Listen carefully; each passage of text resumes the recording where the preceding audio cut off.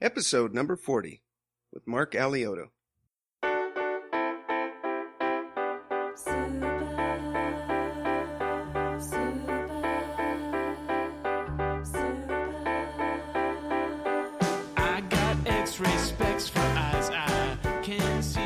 Welcome to the Heads Up Poker Podcast. This is Steve Barton. And this is Mike Snyderman. And we're bringing back Marc Alioto. Last time he was on was episode 9. Can you believe we're on episode number 40 already, Mike? We've been doing this almost a year. Pretty amazing, I gotta say, Steve. I know, it's pretty cool. Your perseverance and the fact that I have no life, you put those two things together. And you got a podcast that's made 40 episodes and never missed a week. Pretty much. Although Mark was actually in the Vegas episode. We had him on Vegas episode like 27 or whatever it was. Oh, that's right. Yeah, 25. But he's a star here, so he gets his name in the marquee exclusively here. So yes, the way it should be. We got quite a lineup coming up. We're gonna have Derek Tenbush is coming back, and James Gettinger. He's coming on. I talked to him, living with his girlfriend now. So that should be exciting. I got to come up with a couple zingers for that pretty boy. Take him down a peg here. The McConaughey of poker. No, I don't prepare for these things, as we know. Speaking of zingers, if Mark doesn't mock your poker in the first 10 minutes, I'm just hanging up, and you two can have your little love fest. Oh, I'm sure he's gonna give me hell. I brought up some hands that I sure did not play well, and so you might have already.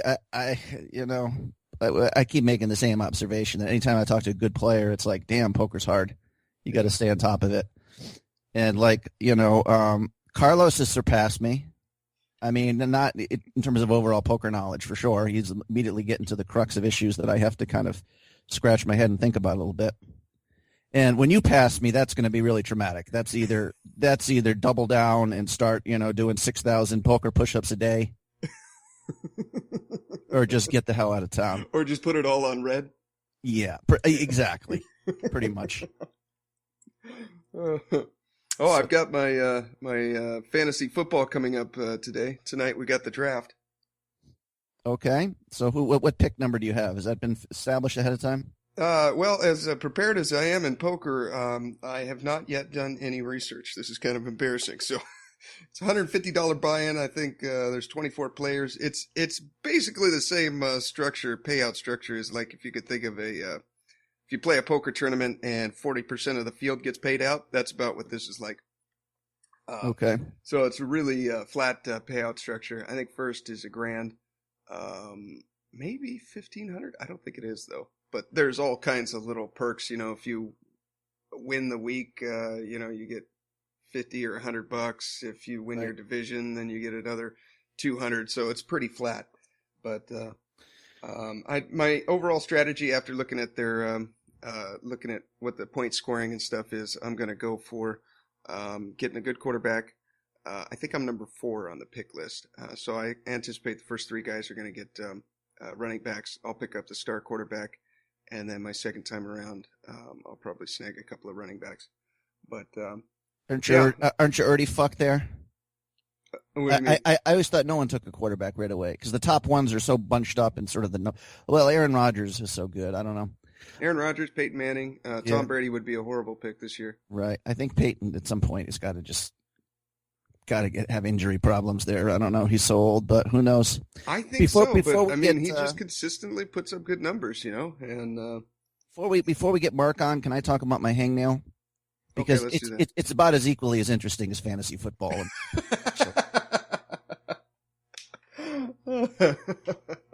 No, Steve, go ahead and forge ahead if you have any more fantasy. Yeah, I forget. This is a big week. The fantasy football is huge now. It is. Guys will rent rooms and bars specifically for, they have the board and all that kind of stuff. I'm sure it's fun. That's what we're doing today. Yeah. Yeah, we're going down to a bar in Buffalo Wild Wings. We're going to order a bunch of chicken wings and drink beer and sit around and make our picks. I think I told you still that trying to get money off carbon poker, not to my idea of just making stupid sports bets. So I think I have one where I spent $300 parlaying who's going to lead the league in rushing, receiving, and passing yards. And I can't even remember who I took, but if I get them all right, it's like my $300 becomes like 7,500 or something like that. It's hard to go 3 for 3 there. I don't know. I think I have Drew Brees. Okay. I think I took 2 of the. I think Antonio Brown of Pittsburgh might have been the favorite for receiving yards, and then the running back. I think I took someone. Peterson, or I think I took someone a little farther down on the list. I might have taken Maurice Drew. Okay. Because everybody says he's old and he's going to take a step back, and I just kind of said, he might have a big ear or something. I'd have to look. I can't remember, but. I don't know. Well, we're packing here at the house. We've got all the pictures down. Well, almost all the pictures, probably 90% of them. They're sitting in boxes. We started packing up. Still have a bunch of Amazon and eBay stuff that we got to hopefully sell before we move. Or else that's one more thing we got to move. Right. Is that stuff. But my hangnail weighs 0.0032 kilograms. I actually weighed it, Steve. We're going to intersperse the banality of your life with the hangnail. No.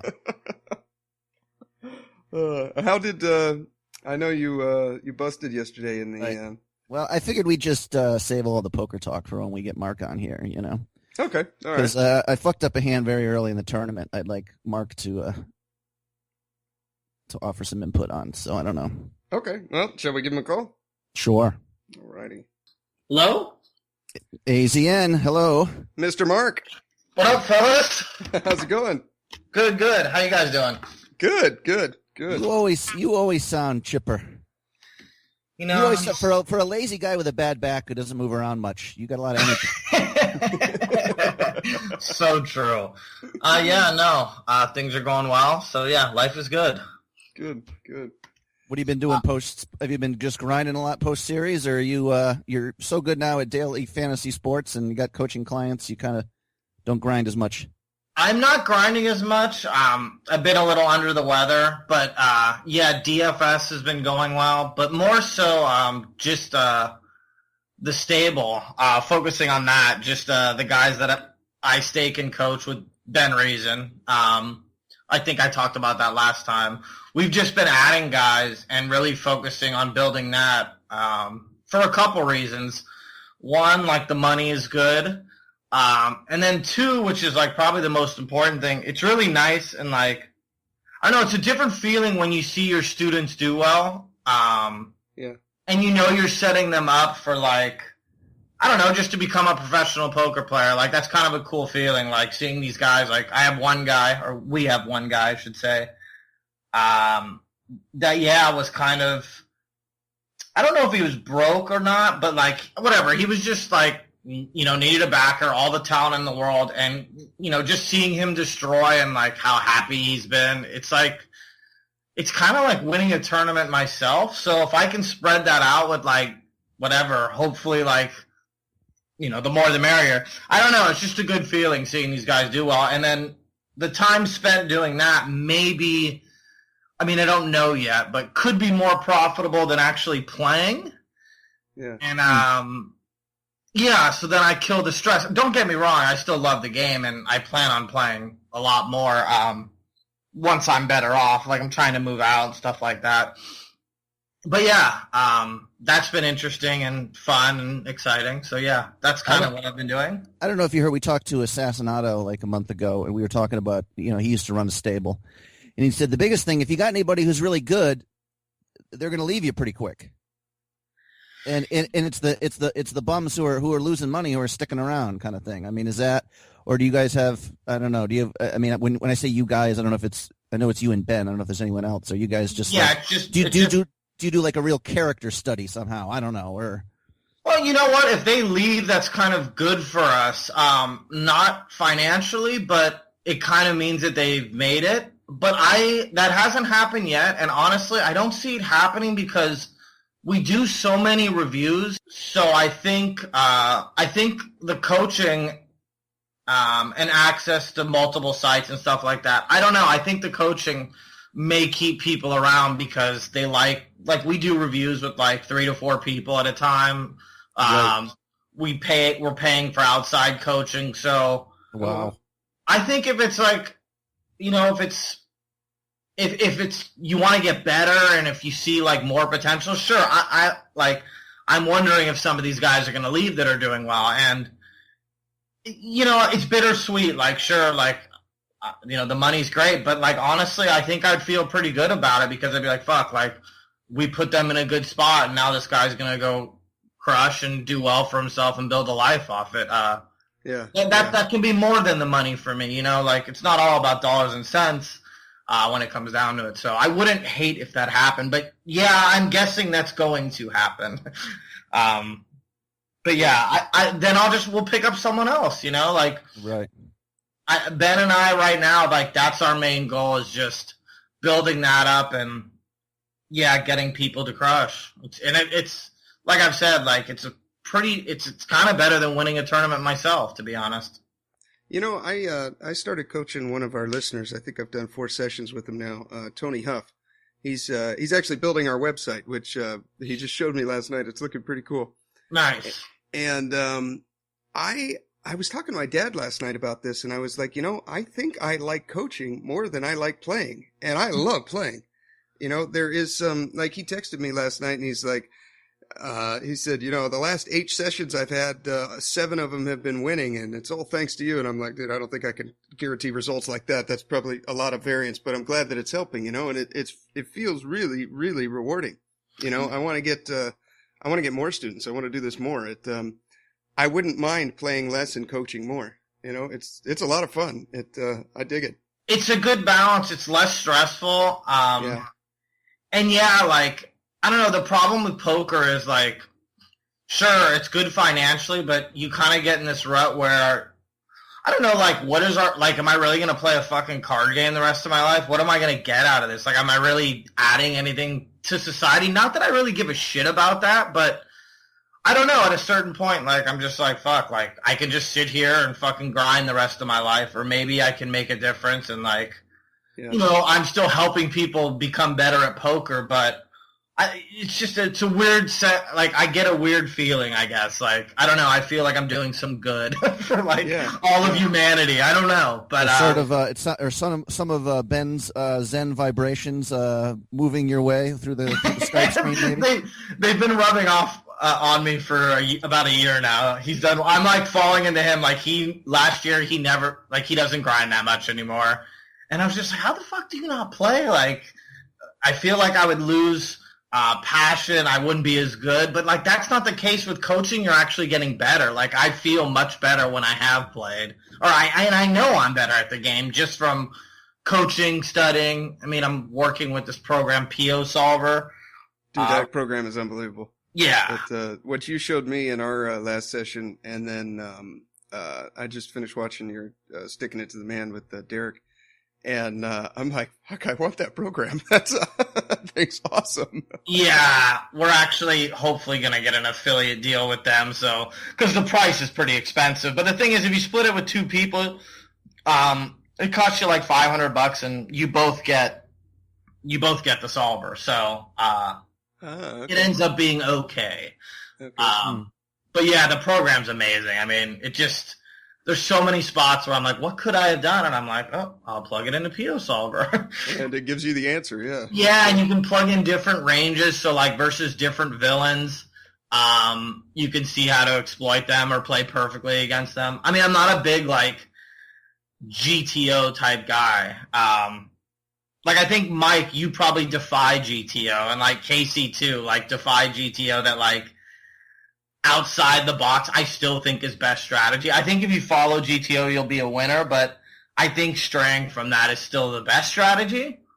Yeah. But I also want to know how to play optimally in spots like versus regs, and I think that's where PO comes into play. Yeah, I gotta get on that. Yeah, it's pretty cool. I don't know if we want to discuss hands, and then I can incorporate some general questions I have. But some of the just talking to Steve about coaching sessions is like Mark's trying to get me to a certain number.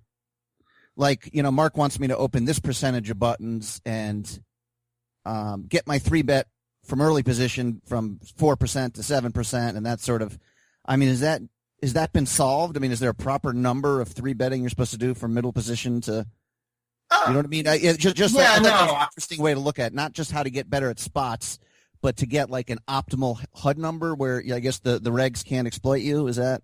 Yeah, like I think you're right on it. One thing I've done with Steve is when we've looked through his database, I look at spots where his BB 100 may be low, or like just any spot on the board through all 9 spots where he may be losing a certain amount of big blinds where he shouldn't be. And I try to focus on that spot. Like I think Steve's weakest position, which is normal, is the small blind. So, and maybe the big blind, which is normal because we're invested there. We have a half a big blind out there. We have a full big blind out there. So we're not supposed to be profiting out of those spots, but we can cut it to where we're not losing that much. Like we get to break even. Like break even is really good out of the big blind and small blind. Right.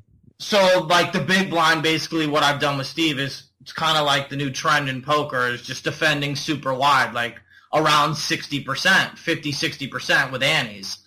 Right. Yeah, so I can point in that direction and be like, yeah, I know this is profitable. The math dictates that we can call here with 9-5 offsuit. And so, like some of the spots, Steve's like, really?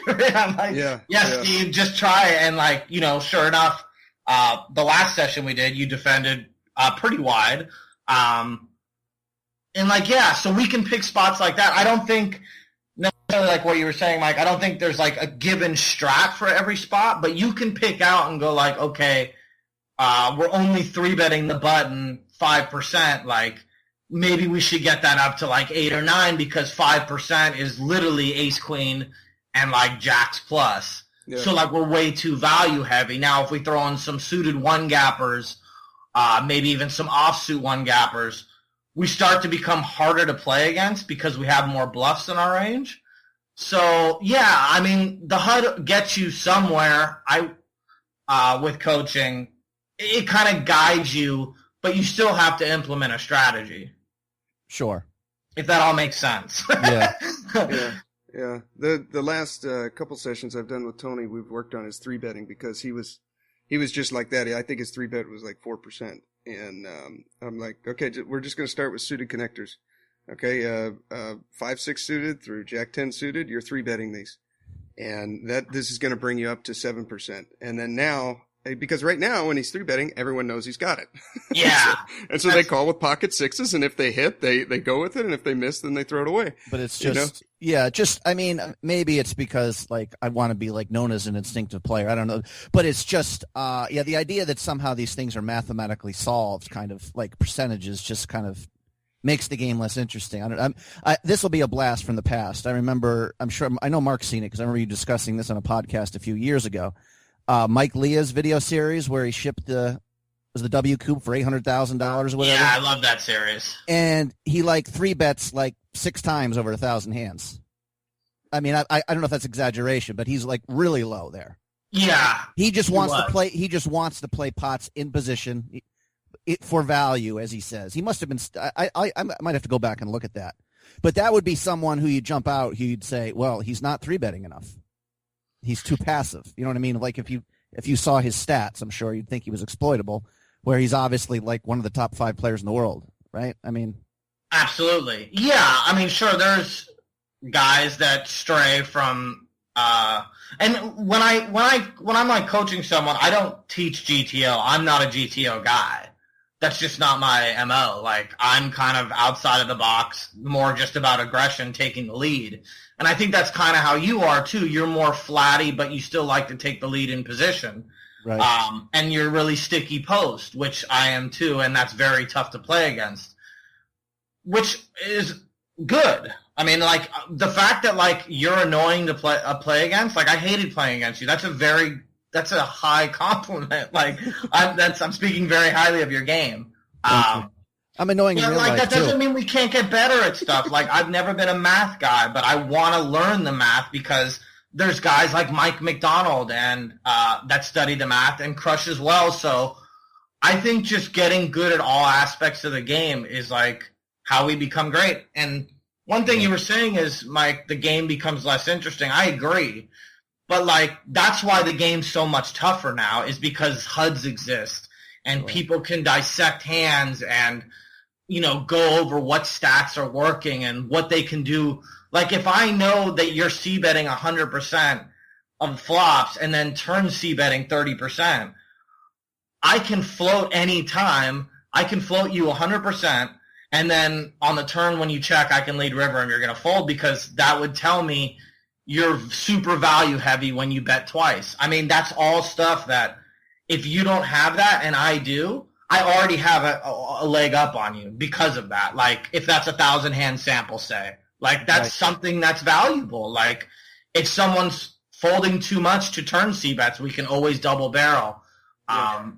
There's tons of spots post-flop where I think the HUD is way more useful than pre-flop, where I think we can exploit, like, especially on the U.S. sites. Like, I mean, I studied all the regs, and I think I've talked about this before with you guys. Like, I studied all the regs last year on Merge, and I just said, all right, let's study Nick Eunice, Mark Dube, Chip Locust, and, like, a couple other guys, and it was just like, how can I beat these guys? What's the best strategy? Because you can't just play the same way versus everyone. Everyone has different tendencies and stuff like that. So, yeah, I try to just adapt as much as I can. I'm trying to teach that. Like, that's harder to teach because that becomes an instinct type thing too. Timing tells, stuff like that. That all can't be taught. Speaking of timing tells, this kind of freaked me out. I was listening to a podcast the other day. There's poker software that'll even break down the timing of players. Really? Yeah, that tells you, when they have it, depending, if they, although I guess PokerStars is trying to get rid of that software somehow.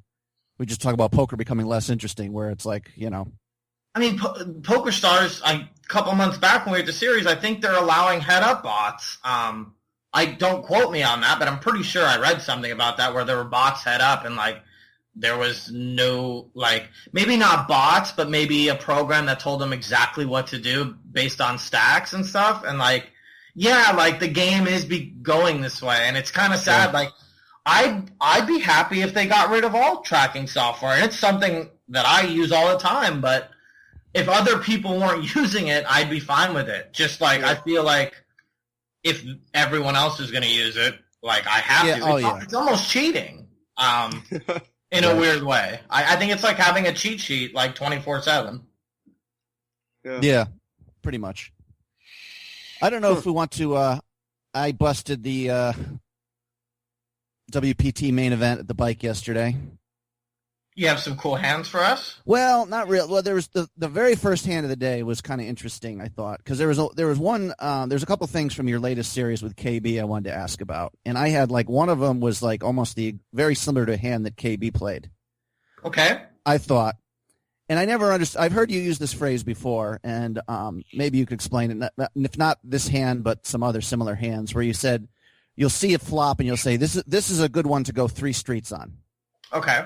Is that usually mean, like, super wet board where the villain it's going to be almost impossible to hang on with one pair?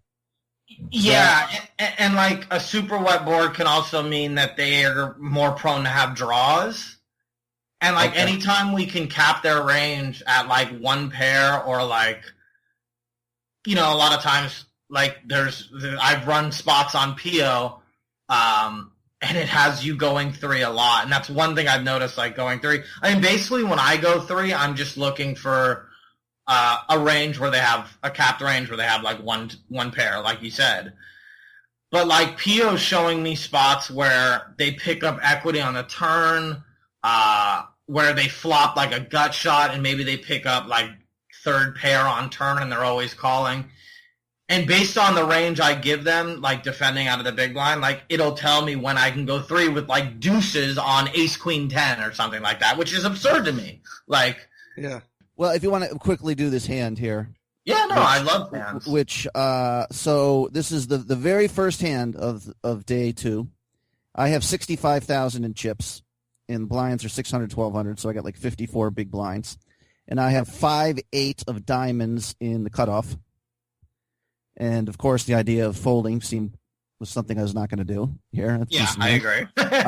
Folds around to me, and I get the button and the small blind fold, and the big blind calls. So what are you open to, 24 or 25? Or? I'm sorry. I believe it was 2,700 actually.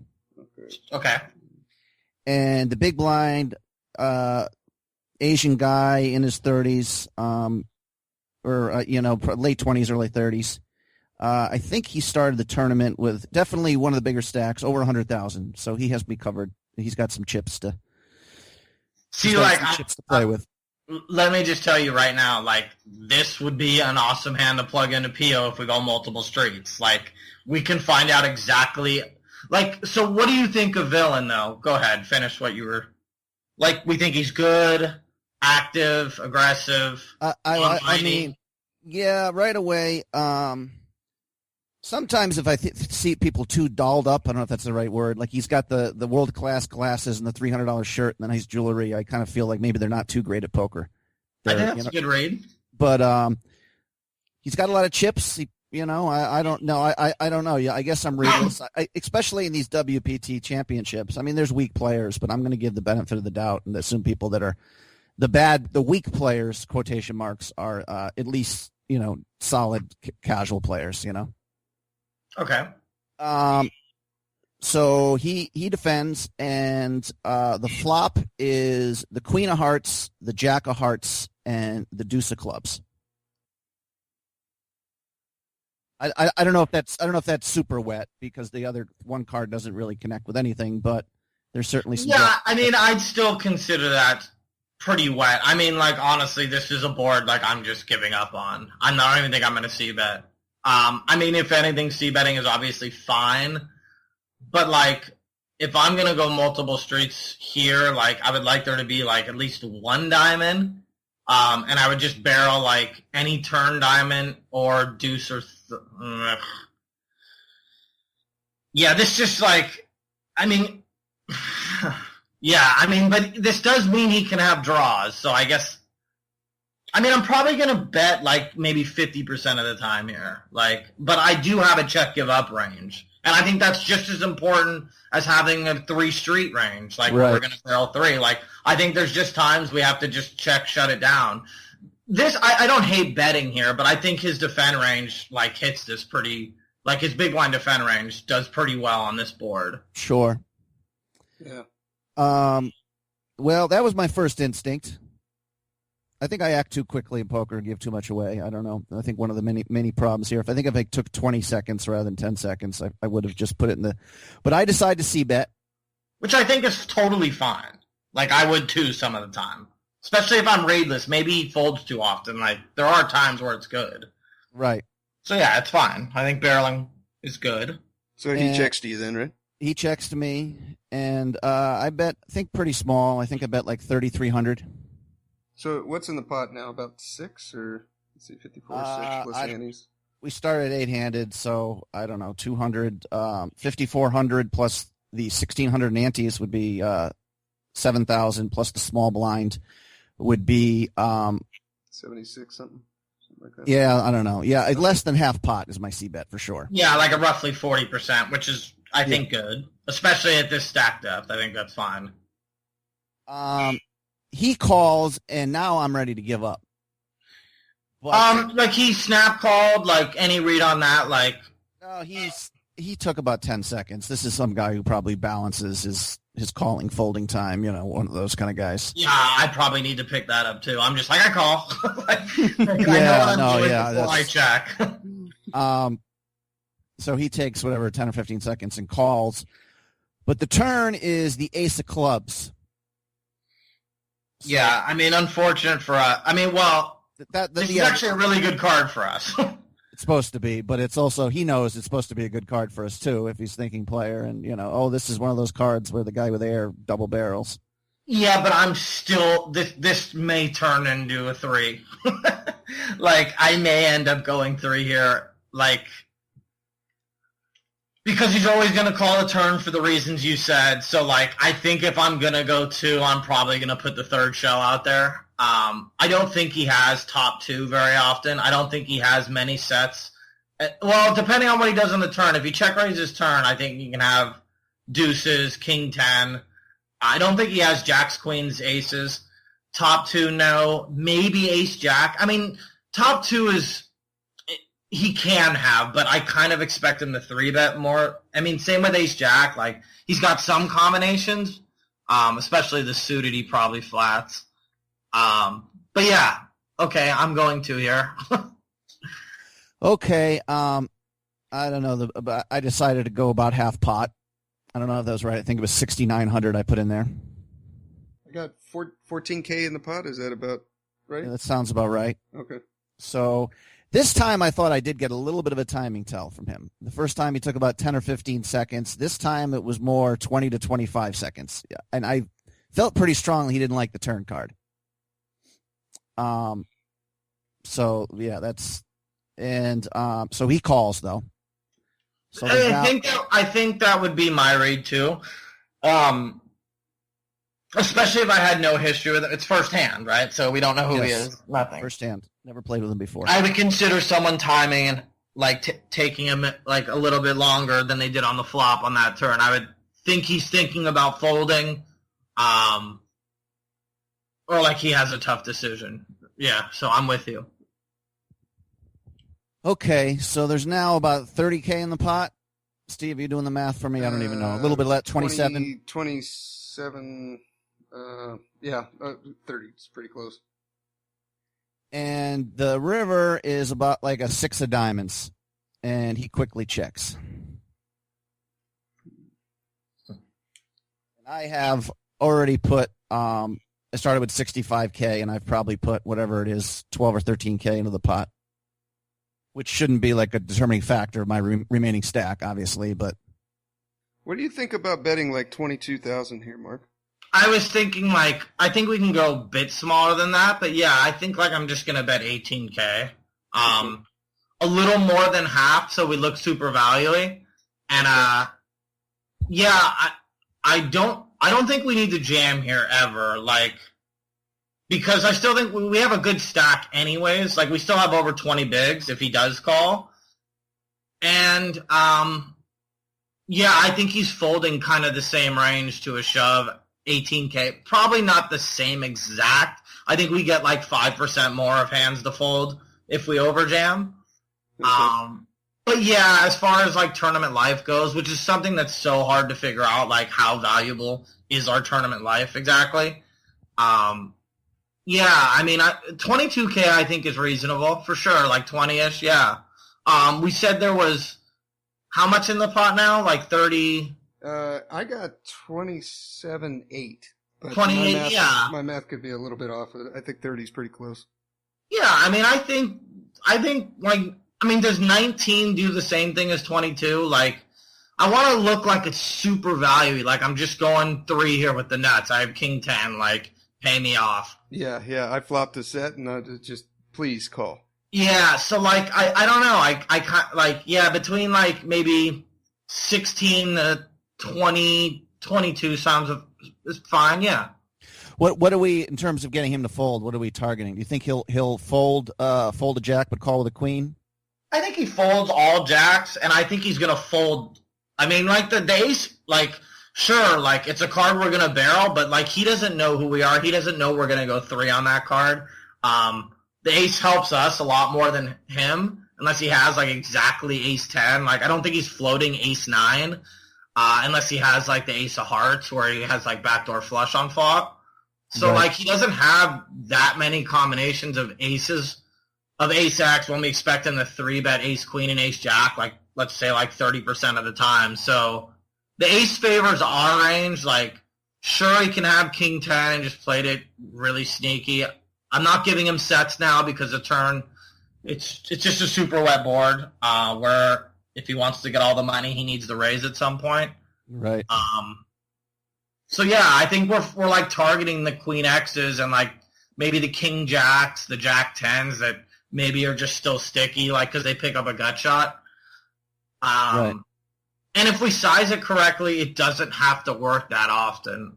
Again, I'm not the math guy, but I think like the more value we look, the more folds we'll get against a competent player. I assume we think he's competent. I don't know, like it's firsthand. It's tough to say that, but right. Well, this is exactly how I analyzed it 5 minutes afterwards. But I checked, gave up, and when knowing exactly what he had, I really thought he had just a Jack 9. He had Jack 10. Jack 10. So yeah, like you said, betting 17. If it works 50% of the time, obviously it's wildly profitable. And so, anyways, I was kind of disgusted with myself. I don't know if it was because I even c-bet or because I didn't go 3 streets. But I think with that turn card, once I c-bet, it's kind of I had the worst choice. I mean, on the other hand, 17K, he might have. Steve and I are always sort of casually using the word, I was playing against this pro.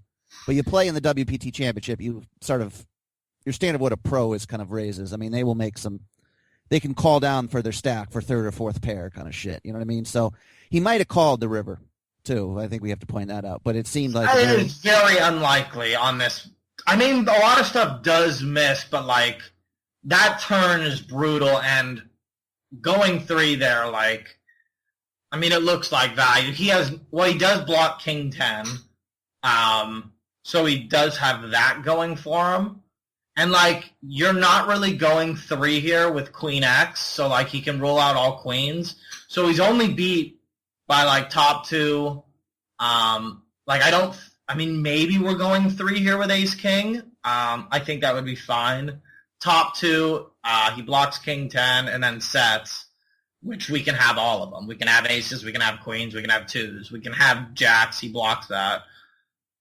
Right. Yeah, it's just an unfortunate run out, to be honest, because right away I was like, well, this is probably my check give up, but the times I am betting, 40, 50% of the times I'm c-betting, 100% of the time I'm betting the turn, and I think maybe 3 months ago I would have shut it down, but now I would be going 3 here, probably, I would hope 100%. It'd have to be an in-game type thing where I did it.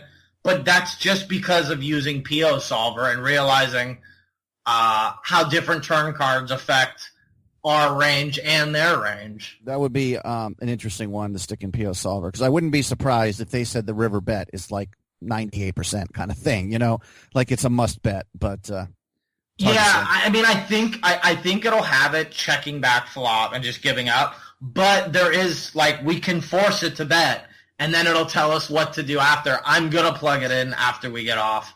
I would run it right now, but my computer will just crash. Okay. With the Skype and PO Solver, it's just not that. But yeah, I'm going to run it, and I don't know if you guys can bring it up on the next podcast or whatever. If your site's built, you could just throw it in there, and we could say, but yeah, I'll definitely run it and let you guys know what happened. Okay, cool.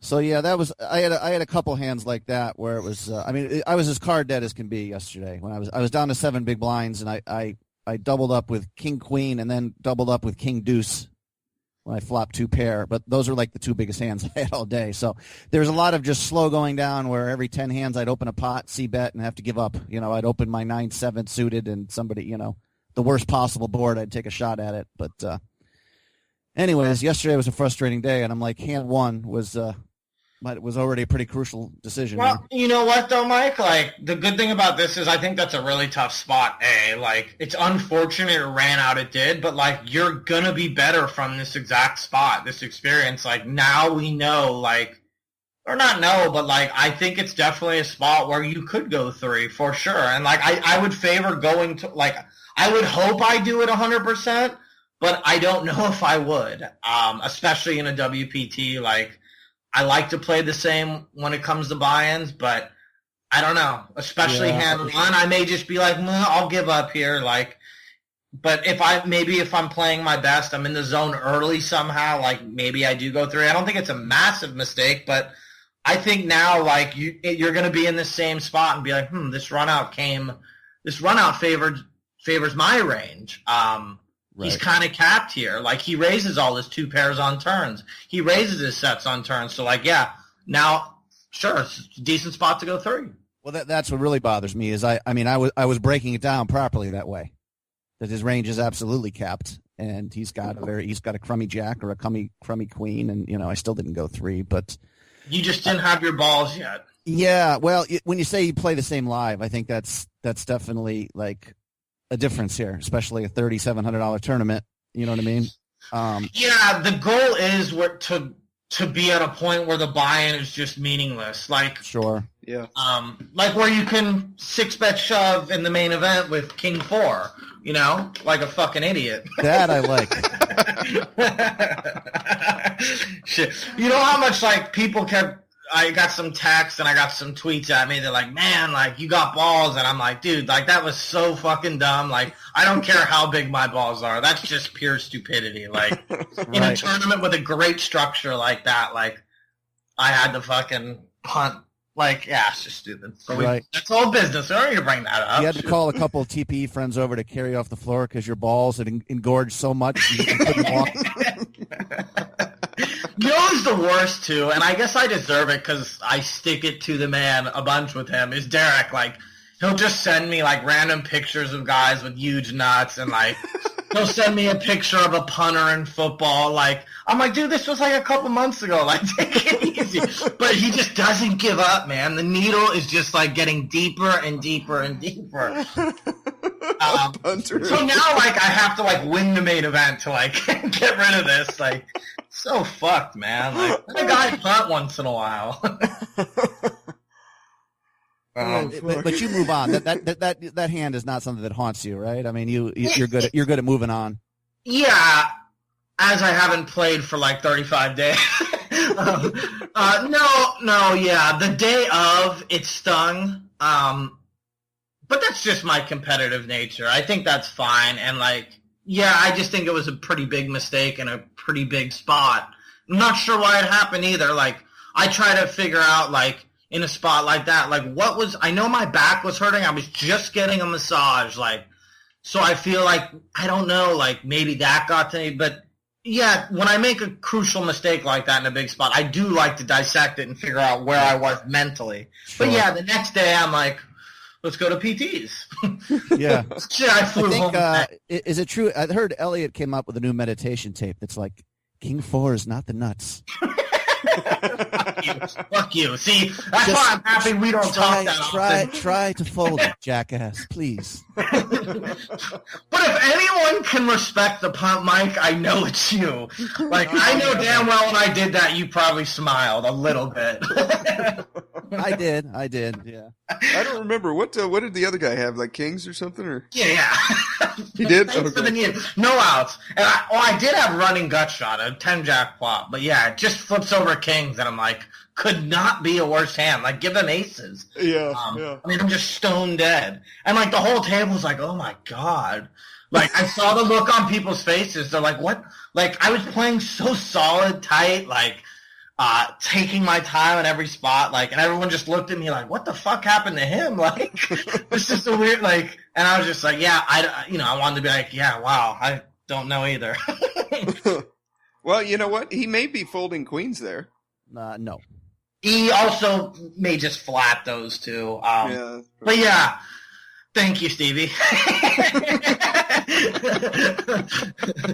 I think you're just trying to get a bargain on our next session. I think he had a soul read. He actually was gonna fold kings, but then he looked deep in your eyes and. You know. Oh my God, he could have not called faster and stood up, and like the French cameraman came over or the French reporter came over, and I hear him talking. He's speaking French, like. And like he's like, I don't know. I think he said punt in English. It was fun. Oh, this was a Euro. That would increase my chances of 5-bet ripping or whatever it was, probably. Yeah, I had history, and I had a bunch of history. I had 3-bet him before. He just hadn't 4-bet once. He was playing a very calculated game. Like, seemed like not that he was on scared money, but seemed like he wasn't willing to put in a lot of chips. So that all says fold to his first 4-bet. But yeah, there was some history. I just hadn't 3 out of the big line at all. So maybe if I established that dynamic, like where I had done it once or twice, like maybe we could have thought about it. But yeah, it's just bad. Like we don't need to beat a dead horse, man. So how'd you feel after the hand? Oh, wait a second. We already talked about that. I fucking hate you. I really. So how has been coaching Stevie Boy here? You talk about the pleasure of seeing someone get better. Is Steve now right away? You say something, he's like, oh, Well, it's funny with Steve. like, he already has all the tools. So, like, it wasn't, like, I'm always surprised when I work with people and they're good at the game. I'm just like, oh my God, like, I don't know why. Like, I guess I just expect people, like, I don't know. I don't expect much, I guess. So yeah, Steve was already really good. And like, literally after the first session into the next session, like, I noticed his big blind defend up. I noticed him folding a bit more out of the small blind, playing a little tighter. Like, so I saw the change already.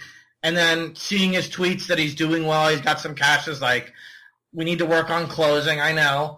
But yeah, like, there was a situation where I was like, yeah, I think a head-up spot, like, where I said flatting king 10 is probably better than 3-betting it. Maybe turn the king 3s into a bluff and flat the king 10, keep worse 10s and kings in his range, stuff like that. And he picked that up like that. Like, so yeah, it's been awesome. Like, oh, you're a good teacher, man. And it's really easy with you, though. Like, I say something and immediately it sinks in. Like, I think you just, like, the big blind stuff especially, like, it was kind of amazing to see how wide you were defending, which was awesome. Because that's a spot, like, that's where I study the most. It's just, I try to study the spot where I'm in the pot the most, and that's the big blind, because I don't fold very often, as we shouldn't, because the math is so good. The price is so good with Annie's. So I'm trying just to master that spot, like what boards are good to check raise, what boards are good to check call lead turn, stuff like that. So yeah, that's something I'm kind of getting off on at the moment. I have a spot exactly like that pulled up right now I wanted to ask you about. Let's fire it. Okay. This is I think this was a $44 or a $55 tournament. I can't remember. But I'm in the big blind. Bovada or winning? This is winning. Okay. And a guy opens in, let's see, we are 1, 2, 3, 4, 5, 6. We are 7-handed. So a guy opens UTG +1. I got 126 hands on him. His stats are 27, 24, 12. Okay, we got Chip Locust at the table. Yes. And, What's that? Wahoo! No. And he min raises. The blind levels are 30, 60. No ante. He min raises to 120. It folds around to me in the big blind, and I've got 6-9 off. So I complete, and we go to a flop. Well, first of all, I shouldn't be 3-betting there, right? No, flatting is questionable too. Like with Annie's, it goes from like getting 4.5 to 1 versus 3.5 to 1. I still think it's fine. Yeah, I still think it's fine. I mean, I would definitely call suited, and I would fold the offsuit combos. I don't know. Maybe if he's like an enthusiast or a fish, I could see calling, or he's going to make mistakes. I don't hate it. Okay. But I definitely slam dunk with Annie's. It's that much juicier. We only have to win. We have to win a smaller percentage of the time, which favors us. But yeah, okay. Okay. All right. I complete. The pot is 270, and the flop is 6-2-8 rainbow. We're really deep here, like 5K starting, like somewhere rough. 157 big blinds. He's got 153. Yeah. Okay, yeah. So we're really deep. Yeah. 6-8 deuce rainbow. Yeah. And I got 6-9 off. Okay. For what it's worth, there is a club on the flop and a heart on the flop, and I have a heart and a club. No, that's important for sure. All right. I check, and with the intention of check raising. And he complies. He bets. He clicks the half pot button, so he bets 135, and then I raise to 411. Why would you check raise here? I thought that I had the best hand. I thought he had like Queen Jack, something in that range. Like Broadway cards. I thought I was good, and I figured I wanted to put more money in the pot. Yeah, I think protecting our equity can be good here, but I like it more with maybe like bottom pair. Like I think with middle pair, with second pair, like we almost don't need to turn because I mean you're essentially turning your hand into a bluff here by check raising, which I think is fine. Like I'm gonna turn some second and third pairs into bluffs, but this is like a board where we have backdoor straight. We block 9-7. And the fact that you have two of the backdoor combos of flush is really good for us. Okay. I think in general I'm going to check call here because, like, what is he going to call with that's worse? I guess you find out where you are, which is interesting. But, like, I would rather you do this with, like, a hand like ace-deuce or something, like bottom pair, or just complete air. I think this is a really good board to check raise complete air.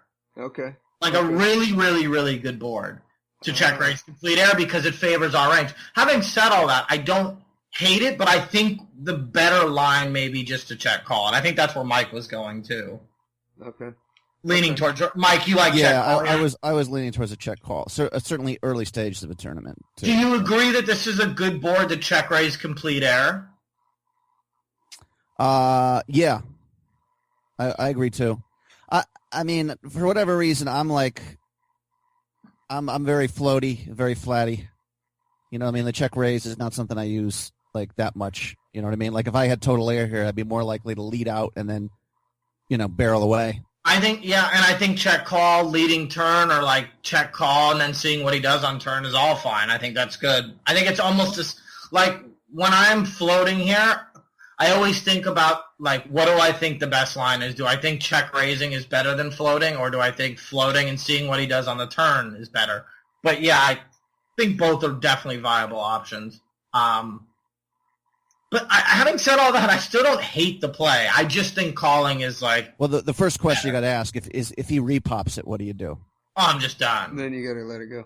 Okay. But that's why I'd rather have kind of complete air instead of a hand that actually has value. Right. That was my first instinct there, yeah.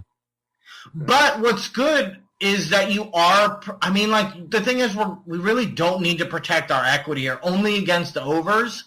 And we block one of the overs that he's prone to barrel here. Like, sure, I think he's going to bet all his hands here, but, like, a lot of 9-10s here with backdoor flushes, like 9-7, stuff like that. We block that, so that kind of favors a call as well. Not sure he's always going to be betting ace-king here because this flop just favors a big blind range, but I can't take that away when he's at 27, 22, 12.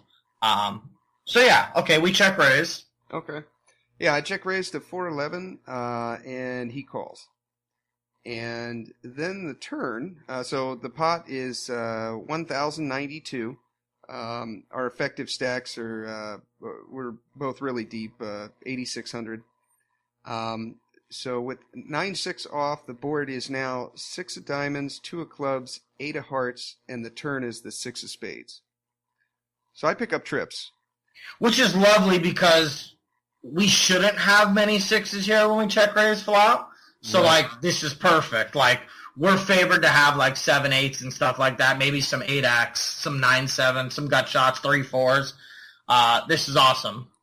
That's what I thought. I thought, okay, when he called my bet, when he called my check raise, then I thought, okay, maybe I misread here. Maybe he really does have, like, jacks or something. Yeah. Tens or an overpair. Both of you, Mike, too, what are we giving him now? I think he's got a pretty tight range here. What do you guys think? Like, we don't think he has ace-king, right? I think if he had ace-king, if anything, he rebluffs you. If anything, 3-bets you post-flop. I think he would probably should be folding that. So, like... But there's so much air in your range, he might have... There is some players who will flat your raise with ace-high to see if you bet the turn. But I guess if he had a big pair, I would just flat there and let you barrel away with your crap and just control the size of the pot if somehow you have your set early stages. Yeah, so our read now, I think he's weighted towards overpairs. Sure, he can have 8s and deuces, 6s, impossible. So he has a couple combinations of sets, which are now full houses. Which suck. But yeah, I think we have to continue to bet because we don't have many 6s in our range as played, or he's not going to expect that. I would never expect that. Like, why is he turning a 6 into a bluff? So yeah, this is a good spot for us to bet. Like, I would try and get in as much as possible too, especially since we are giving him like tens and jacks and stuff. Yeah. Okay. All right. In a pot of 1,092, what's your sizing? So we have like probably 4,500 back or something like that. No, we got 8,800 back. He's got 86. Oh, then I'm going bombs away. I think like 7, 8-ish. Oh shit. Okay. Yeah, like I'm gonna be greedy here. Okay.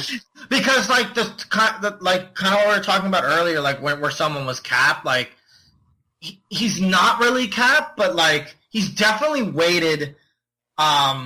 He's definitely weighted to having overpairs. So like, because there's just way more overpairs than there are sets here. It's way more likely. Okay. I definitely, you're targeting big value and hoping he has an overpair now for sure would be I'm targeting my like mentality. 10s plus. If he's floating with an ace and there's a chance that you would check and he'd bet, okay, fine, maybe, but that's he's gonna fold those to any sizing now. He's giving up with his air or whatever, and I was gonna say like 688 or something, but I even like even bigger now that Mark says it.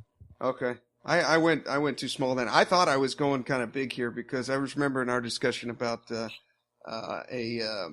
third pot on dry boards and half pot on big boards. So I went a little bit less than half. I went 488 into 1092.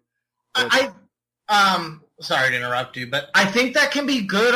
Like when we're not giving him the range we are. Like say there was like maybe some weird draw or like I don't know. Like there's situations where that sizing could be good, but this particular board, like you said it right away, Steve, you're like, so now I'm thinking tens or jacks. Yeah. So you're thinking tens or jacks, like, and he's probably not folding those. Right.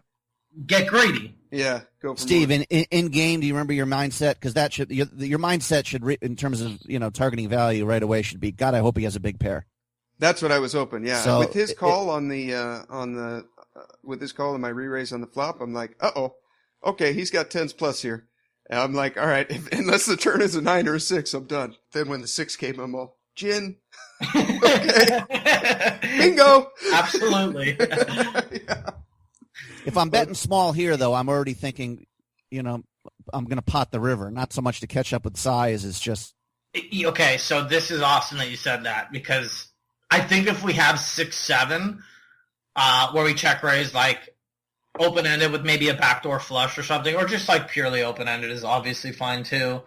I think this becomes a cool spot to bet 1/3 and then maybe bomb river if we miss, if we get there too. Like, and it's kind of like we're controlling the pot, keeping it small so we can see that river for as cheap as possible. Whereas if we checked and he had an overpair, he's going to bet really big, and then we go to check call mode or check fold, which I think, I could see doing this with like, maybe a pure gut shot where we turn to double belly or something like that. Like I think the sizing can be good with certain hands, maybe even 8x, like where we don't want to check fold, and like we're always going to check call, so maybe we should just bet small to pot control versus, like, in case he has worse 8s, stuff like that.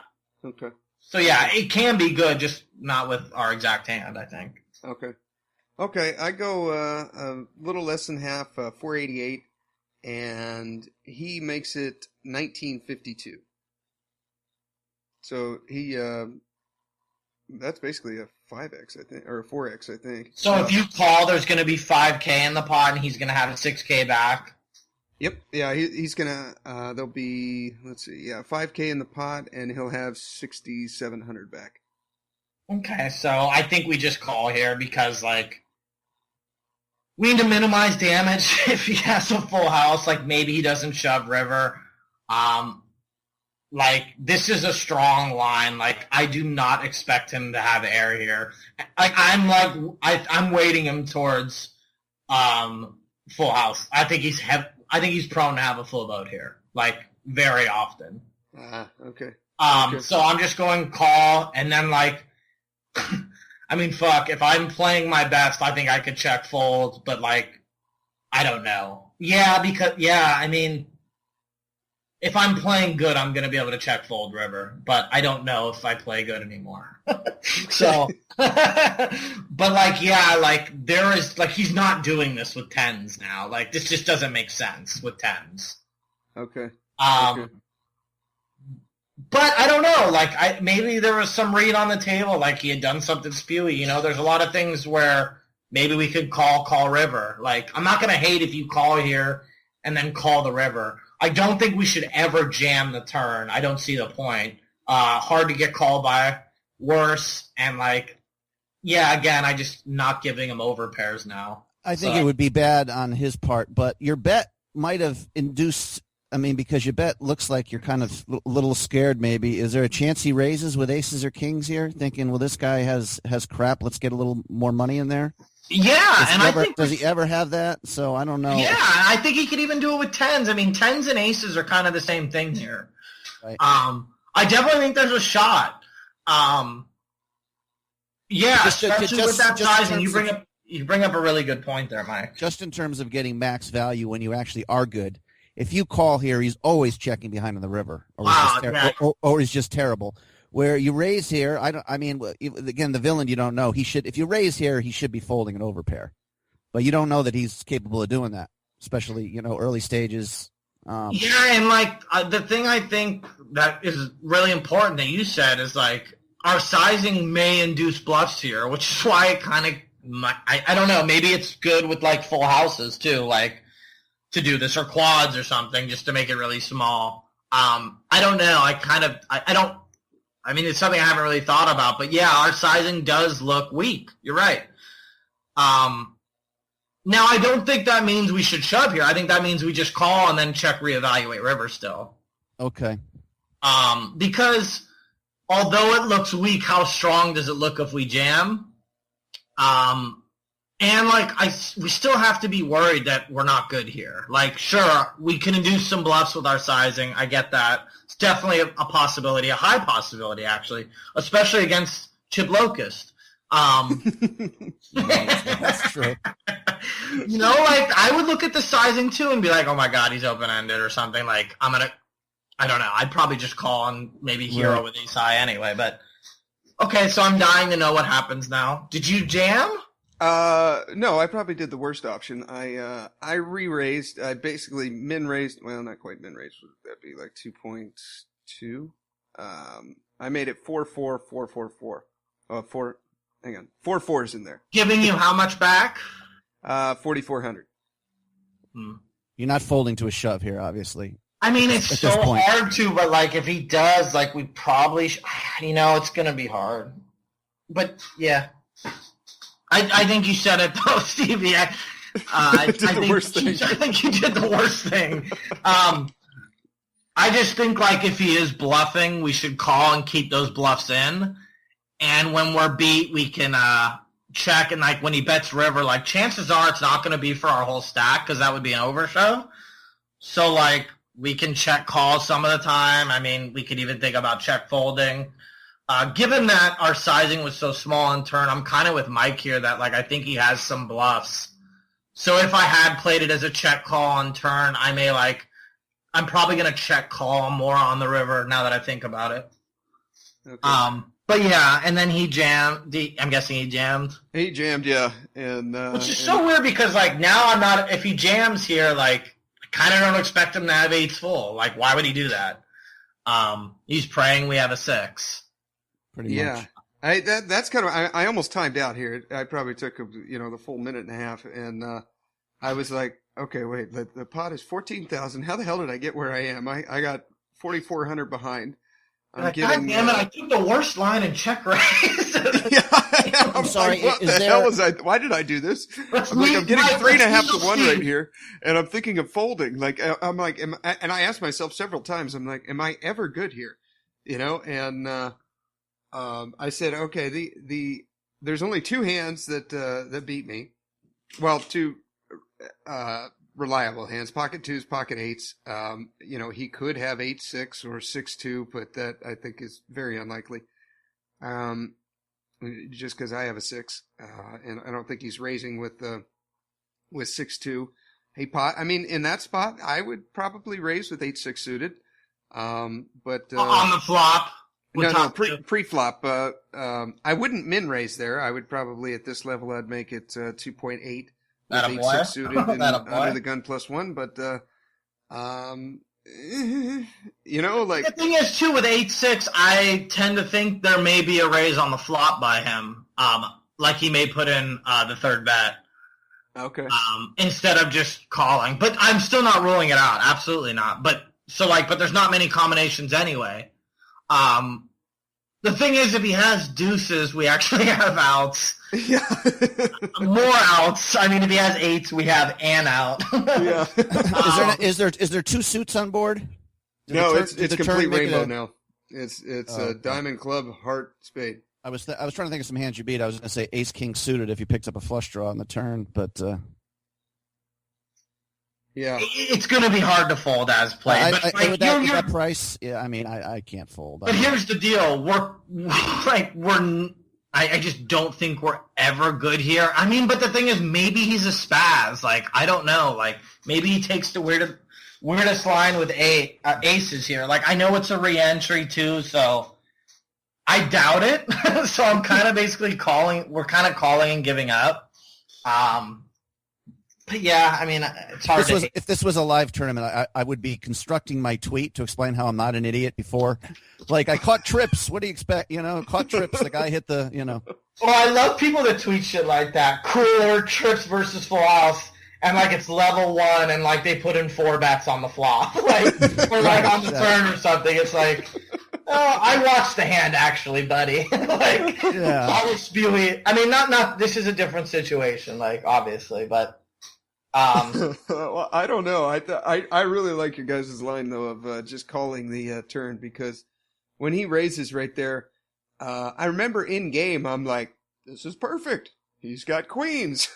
I read him awesome. And then when I'm going to get him to tool out before an ace comes on the river, and then I raise, and then when he shoved, I'm like, oh, why do you do? Oh shit. Oh damn. I mean, the good thing is, too, Steve, is that, like, if he ever has a bluff here, like, by just calling the turn, we get him to bluff the river maybe, too. Like, whereas by raising here, you're not really accomplishing much, like, unless he has queens or aces, which, if we think that, why didn't he do it on the flop? Yeah. Yeah. I mean, but you got to just hope he's somehow spazzing with an overpair a certain amount of the time here. I mean, because yeah. 4,000 to win 18,000, you have to win less than 20% of the time. And if I'm readless, I think you have to call personally, but yeah, I agree. If I'm readless here, no HUD stats, I'm just gonna assume he's some spewy dolt. Yeah, so I get it. Okay. Well, what do you have? I call, yeah, and to add insult to injury, well, he had pocket deuces, and to add insult to injury, the river was a deuce. So. Well, the good thing about deuces is you had 3 9-outs too, so you actually have 4 outs instead of 1. So. Yeah. But yeah, afterwards I'm like, that went very wrong somewhere, and I asked these guys about this one. I always wondered, like in the old, like 20 or 30 years ago, the kid with like Down syndrome, like they wouldn't try to integrate him socially as much like he wouldn't be playing Little League. You know what I mean? But still, if, the rule requires you throw the kid out there in the 9th inning and if you're the coach at some point, don't you want to like, get the fuck off the field? But you can't do that to him because he's that's cold. Okay, sorry, this is a bad analogy. I've stepped over the line by comparing Steve to the Down syndrome child. There's always one of these every episode, Mark, and it starts out with some random tangent analogy, and I know it's going to end in about 40 seconds with some shot on me. And all of a sudden... you can never connect the dots as to how it's going to happen. I was like dead certain he was going at you. I was just thankful it wasn't me. Yeah, so that's I guess, yeah, I couldn't get away from it just when it's, so many chips in the pot, but. Yeah, but I think we all agree if we play it, I mean, maybe, again, like if we play it where just we check call or bet call the turn, we can consider folding river, and then we actually, if we just check call river, we still have chips. So I wonder, Steve, if it would have been if you did bet 800 and then he made it 2,600. I mean, it's hard to say because we're not in game. You might have gotten away from it there because it looks so. Not only are you check raising, you're betting big on the turn. I wonder if that would have made it less likely he's bluffing, or. I mean, he looks that much nuttier. Yeah, so, I'd say so. Yeah. See it? Yeah. I got another one. This one's from a final table. We are at, let's see.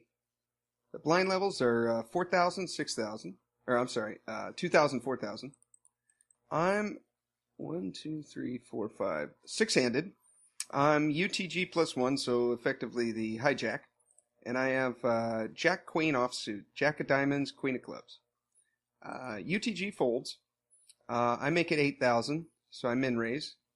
What was our stack? Sorry, you probably said it. Oh, yeah, no, you're right. I got 44 bigs, 176,000, and the villain in this hand has 33 bigs for 132,000. I'm sorry, this is a 6 max? I mean, how many players at the table?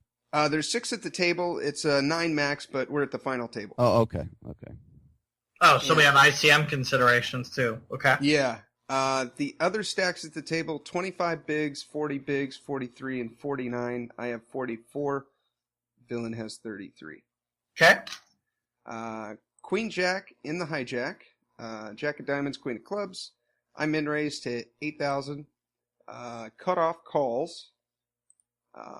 Button folds, small blind folds, and big blind folds. So we go to the flop. There's 24,400 in the pot. I got 168 behind. He has 124. And the flop is the 2 of clubs, King of Diamonds, 10 of hearts. So I'm open-ended. What's your guys' line here? Mike, you can go first. I'm sorry, the caller was from which position? He's got position on me. He's in the cutoff. I'm in the hijack. And they're like a little over 30 effective. Yeah.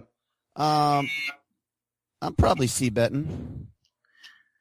Yeah, I'm with Mike here. I'm gonna c-bet as well. I think if like the stacks were different, we could go for like a check raise get in or something like that. But at this depth, I think we should just c-bet and then yeah. Okay. And what's your sizing in a 24,400 pot? What's your sizing look like? Well, it's not the wettest board, so I think we can go like a little under half here. I still want to build the pot because like,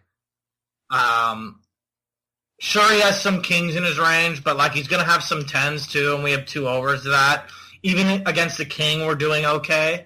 But yeah, like I still want to build the pot, but like I'm not gonna be blasting it here because there's no flush on the board.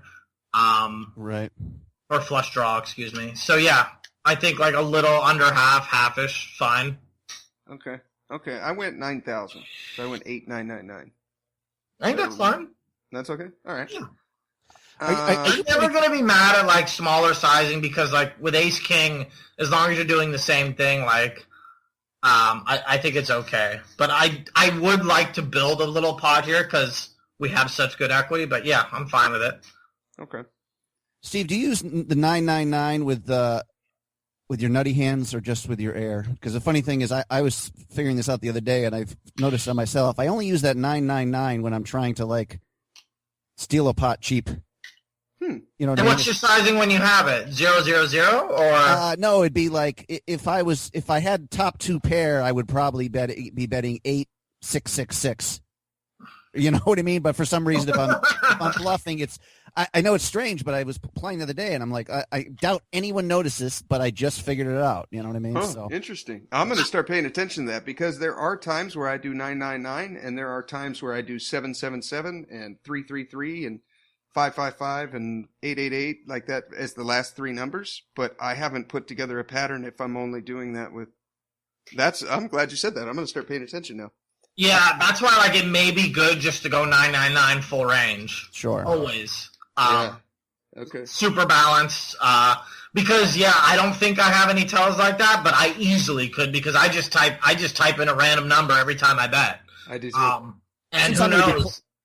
Since I'm going to be playing with Steve quite a bit here now in America's Card Room, I got to stop giving him advice like this. But Yeah. I think maybe I did notice that you do the same thing that I do. I'm just happy you're not on Carbon. Oh, you're not still playing there, are you? No. Oh, okay. I'm just happy you're not on there for your own sake. Can I just care about my friend? Thank you, sir. I appreciate it. Well, I mean, Carbon is paying out slowly, so. I don't know. I don't think I'm going to see that money, but. Do you email them a lot? Not to get too far off topic, but just from following the thread on 2+2, it doesn't matter. Everybody's taking 12 to 14 weeks. So there's these people who, like, I've emailed them 17 times and I've called a million, this time. So, no, I have not been too busy with that. Probably, and somebody just yesterday in the thread posted that they have disconnected their 1-800 number. Ooh. Or I told myself that's the end of it then. I have something. We'll talk after this. We don't need to get into that on podcast, but we'll talk after. Appreciate that. Just on this hand quickly, though, like a lot of times my thought, and again, this is the weird way I think about hands, it's like, am I going to really fight for this pot, or do I just want to get there? You know what I mean? Because like chasing your draws out of position is going to be costly here. You know what I mean? So it's like check call, and then hope you hit the turn.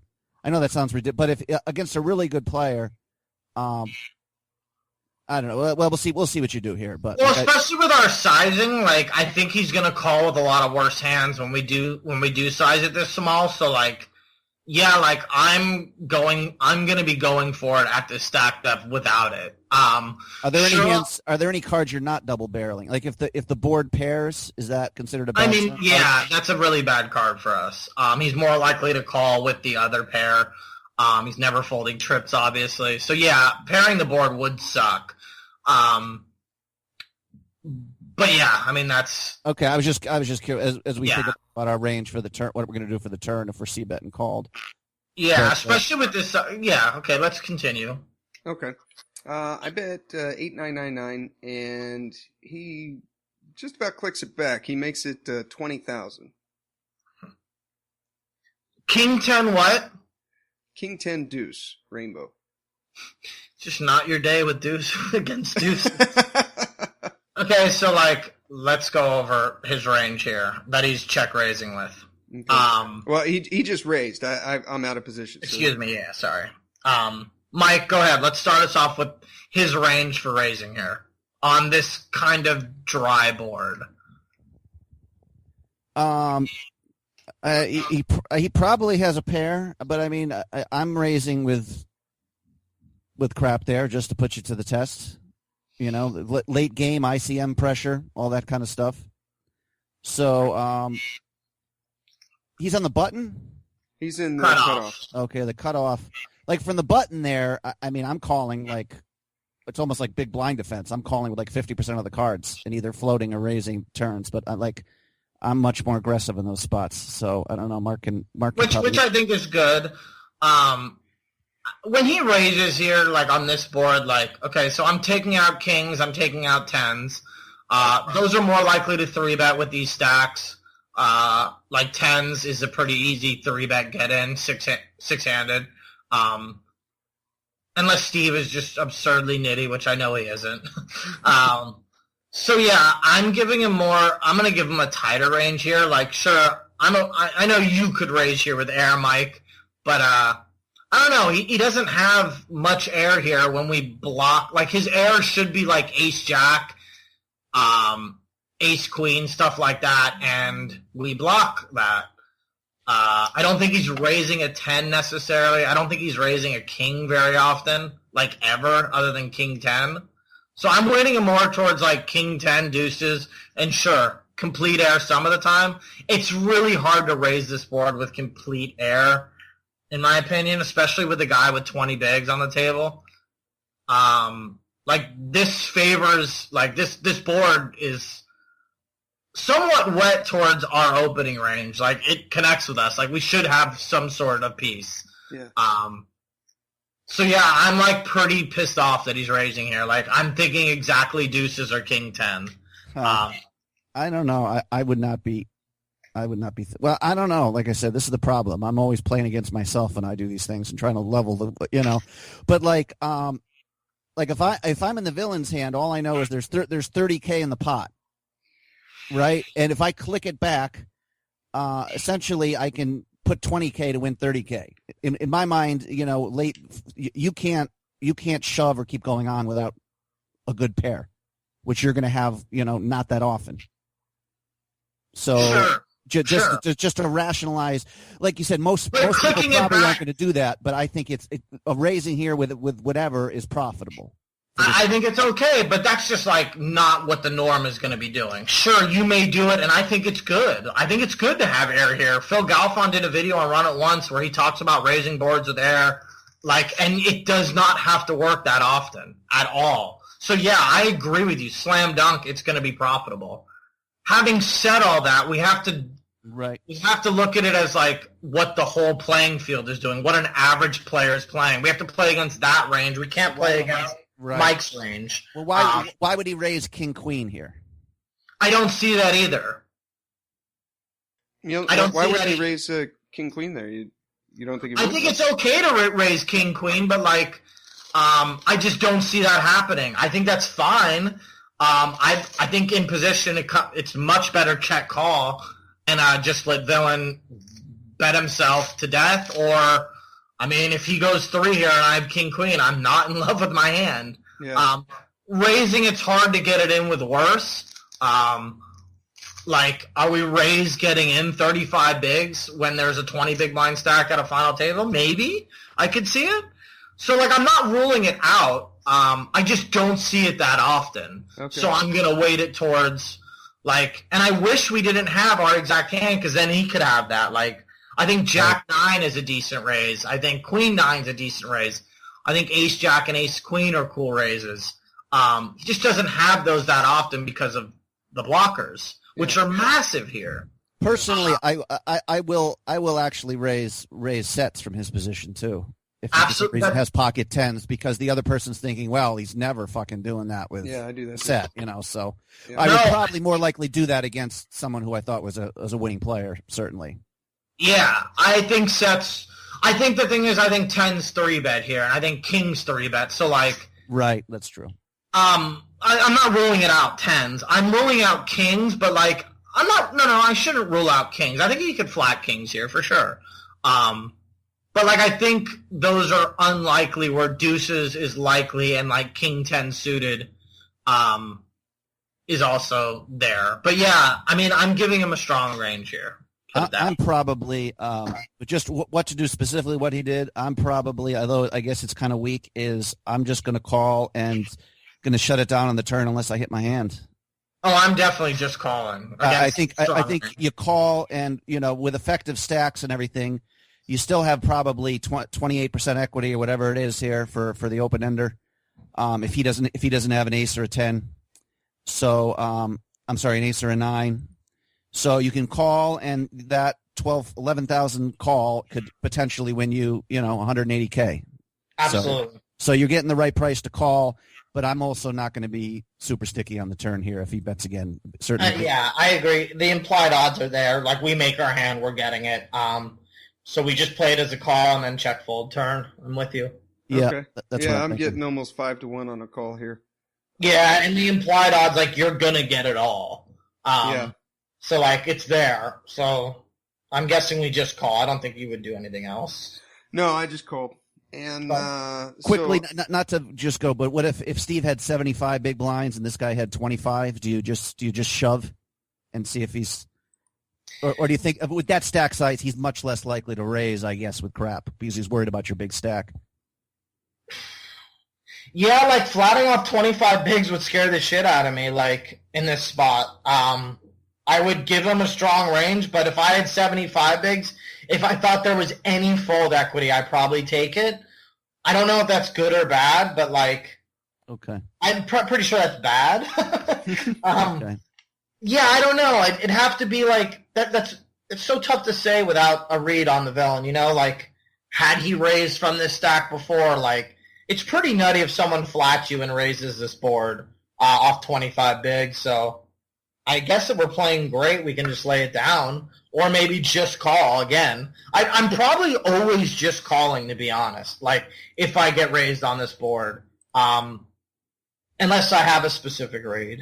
Right. Okay. What happened on the turn, Steve? Sorry, I keep slowing things down here. No. It's good to talk. I like to hear your view. Yeah. Okay, so I just call. The pot now is 64,000. Okay, so again, I got Queen Jack offsuit, and the board is 2 King 10, and the turn is an 8. The board is rainbow. So I missed my draw.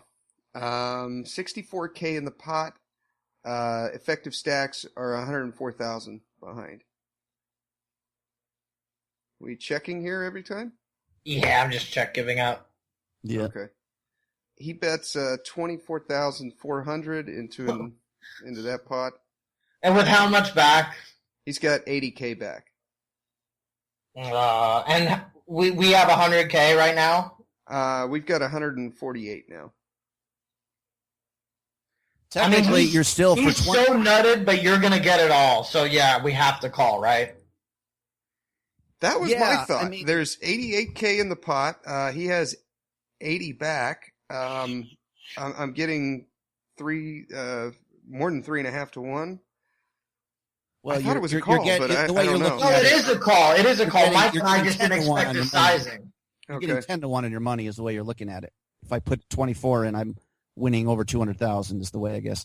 The one thing I don't like about that is he's definitely got blockers to your straight draw to hit in your hand. You might only have, you know what I mean? He could, but he'd have to have specifically ace-king. Yeah, I guess. Or aces, which he can have aces here for sure. Yeah. Which sucks, but I think we're going to lean more towards like set and top two. I mean, sure he can have aces, but we kind of expect him to raise that. I mean, sure he could even have like a hand like 10-9. This looks like he's really nutted here, and he's setting up. He like begging you to call. Yeah. Which is fine. He doesn't like Mike and I were very adamant on check folding, but absolutely not to this sizing. Like the price is too sweet. Implied odds, Mike said, roughly 10 to 1. We're always getting it all. And that's the thing. If you call here and make your hand, you have to lead shove right into him, because if you make the mistake of checking, all of a sudden we just fucked up. Flat out. Okay. Especially if it's an ace where like he may check back a king. Okay. But yeah, so we call. Okay, river is the jack of hearts. So the final board is 2 King 10 8 Jack, and I've got Queen Jack. And so that anyways, why are you laughing? Well, because I finally picked up Showdown, but I don't think I'm ever good here. Do you? No. Okay. All right. The off chance he was turning a 10 into a bluff on flop and turn, he probably gives up. Because like when we take this line, it kind of looks like we have King X or exactly what we have. Okay. So yeah, I mean, I would never expect him to bluff again. Okay. All right. Yeah, I check. He rips 80K, and I drop it. Good. Okay. Well, maybe I did play that one okay then. I felt like Mike and I are pissed over here. We wanted you to play it bad. Right. We can't meet him. Okay. All right. I have another like final table specific ICM one, which might be interesting because I normally ignore this ICM shit altogether. Okay. We've had this discussion a couple times lately. Steve was with Assassinato talking about the min cash is important. I want to see the graph go up. And I've bubbled a couple tournaments. Carlos had uproarious laughter at one of them I told him about. Well, see, on the bubble, that's when like I bust a lot too, and I think that's totally fine because the bubble, sure, the min cash is nice, but that's also where I get all my chips. Right. So sure, I'll fight to the death over min. I could give a shit about min cashing. Right. That's where I'm gonna get. That's where I'm gonna win a tournament. Okay. Well, this tournament the other night was the first time I can remember like desperately being concerned with laddering, and it was so it was weird. It was just a different. I don't. Desperate's too strong a term, but just the way this was the 25K the other night, and the 109, right? The 109. Yeah. and where there's 5 players. My buddy took 5th in this. Oh yeah. Yeah, proof is in the pudding. Oh, okay. Who is that? I played with him quite a bit. Yeah, he's Nate. He's one of the better players in the U.S. He's super ag. Very okay. Yeah. Yeah, proof's in the pudding. Was he on that table? I can't remember the name. I Probably. think he took 5th if it was last Wednesday. Yeah. So, this was a Sunday tournament. Oh, this was a Sunday 25K. Yeah. But anyway, the stack sizes were really weird here. They had 2 chip leaders that had probably, it was 3,000, 600,000 were the antes, and the 2 chip leaders both had over 400K. So they had 70 plus big blinds. Oh, wow. I was 3rd in chips when this hand started. I had about 155K, if I remember. So I got like 26 big blinds. And there's 2 people who, one's absurdly short. He's got like 28, 30K. He's got like 5 big blinds, 4.5, 5. And there's another guy who has like 8 or 9 big blinds. Probably. How many were left in this tournament, Mikey? 5. Sorry. 5. Okay. So, the whole thing, if we had a stretch of hands, it actually started off where 3 of us were all close in hands. And these 2 were maybe, I don't know if they were just, like I opened King 9 suited under on the button, with my 35 bigs. This was a few, and one guy just ripped all in. And this is with the guy having 5 bigs. This is the one guy whose stack. This guy's stack was jumping between 3 bigs and like 9 bigs for like 45 minutes. It was driving absolutely so annoying because insane. It's so if we bust, it's just like we're burning money. The pay jumps, by the way. 5th place, I don't have in front of me, was about 1,500. 4th place, I believe, was about 1,900. 3rd place was like 2,600. 2nd place, I want to say, was like 3,700, and 1st was 5,755 or something. Okay, so what's interesting here is the difference between 5th and 4th is literally not much at all. It's $400. It still has to play into our mind, especially when he has 5 bigs. Once he has 9 bigs, like, I'm going to kind of throw it out the window. And that could be my mistake. I'm kind of like you, Mike. I'm like, fuck ICM. Like, I'm just want to win every tournament. And it's worked out fine for me so far. But, like, there will be specific tournaments, especially live, where there's 30,000 in difference. And it's like, okay, like, I have to play much different here. Like, 30,000 is nice. I want a new car, whatever. But, yeah, like, if he has 5 bigs, I think that we have to change how we play. Just off the top of my head. Again, it's so tough not seeing the table, but yeah, that's just my thought. Right. This is just one hand which jumped out, and I'm just curious if with your students, if you've had these kind of ICM decisions, where you've specifically broken it down, or if it's just like if they're just playing their hand optimally, you're not going to be too. But just quickly to give the hand, one of the 2 chip leaders opens from the button, min raise. And I have ace queen off in the big blind. And there's a guy with 5 bigs. There's a guy with like 5 bigs. It might have been a couple times he got like down to 3 bigs. I can't remember exactly. I think here he had 28,000 if I'm remembering properly. So he had 4.5 bigs. Okay, so the guy who opened the button. You think he's opening like 100% here? Pretty much. Okay. 75% at least, I would think. Yeah. All right. I mean, if I had 17 bigs and they each had 1 big, I wouldn't give a shit, first of all, with the ace queen. I'd rip it. Yeah, I would too. But this is a weird spot where it's almost too much to rip. You have 155, so you got there's only 15K in the pot, probably. Well, there's 9 and 12, 20K. I guess it's less than a 20% bump to my stack. I mean, I still think I think it's 3-bet, call it off or rip, even with the ICM considerations. Yeah, I don't want to induce like 10 jack to shove though, especially with ICM. That's why if we're playing ICM, shoving is just. I mean, flatting is totally fine too. Like if there were big jumps, I'm with you. I think flatting is fine and just playing a lower variance spot. But like that increase. I mean, with Annie's, he makes it 10K. There's 7.5 in blinds, so that's 17. There's like, give or take, like between 20 and like 25 out there, 20 and like 22. Right.